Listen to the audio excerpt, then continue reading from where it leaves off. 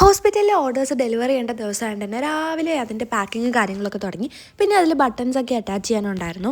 Unit തുടങ്ങിയ സമയത്ത് ഞാൻ വിചാരിച്ചിരുന്നത് സ്റ്റിച്ച് ചെയ്യുന്നതാണ് ഏറ്റവും വലിയ പണിയെന്നാണ്. പിന്നെ എനിക്ക് മനസ്സിലായത് സ്റ്റിച്ച് ചെയ്യുന്നതിലല്ല, അത് കഴിഞ്ഞിട്ടാണ് ശരിക്കുള്ള പണിയിരിക്കുന്നത്. ബട്ടൺസ് അറ്റാച്ച് ചെയ്യണം, നമ്മളത് ചെക്ക് ചെയ്യണം, പാക്ക് ചെയ്യണം, കറക്റ്റ് ആണോ നോക്കണം. കൊടുക്കാൻ സമയത്ത് നോക്കുമ്പോഴായിരിക്കും ഒന്നോ രണ്ടോ പീസ് കുറവുണ്ടെന്ന് അറിയുന്നത്. പിന്നെ ആ കുറവുള്ള പീസസൊക്കെ സ്റ്റിച്ച് ചെയ്ത് റെഡിയാക്കി അത് ഡെലിവറി ചെയ്യുന്നത് വരെ ഒരു ടെൻഷനായിരിക്കും. യൂണിഫോംസ് ഒക്കെ ഡെലിവറി ചെയ്ത് വീട്ടിൽ വന്നപ്പോൾ ഇന്നലെ ചെയിൻ മേടിച്ച ബോക്സും അമ്മ ചന്ദനത്തിരി കത്തിക്കാനുള്ള സ്റ്റാൻഡാക്കി മാറ്റിയിട്ടുണ്ട്. പിന്നെ നമ്മൾ ഫാമിലി ആയിട്ട് റിലേറ്റീവ്സിൻ്റെ വീട്ടിലൊക്കെ ഒന്ന് പോയി. ഇതെൻ്റെ സിസ്റ്ററാണ്, പേര് കുഞ്ഞുവാവ എന്നാണെങ്കിലും ആള് കുഞ്ഞല്ല.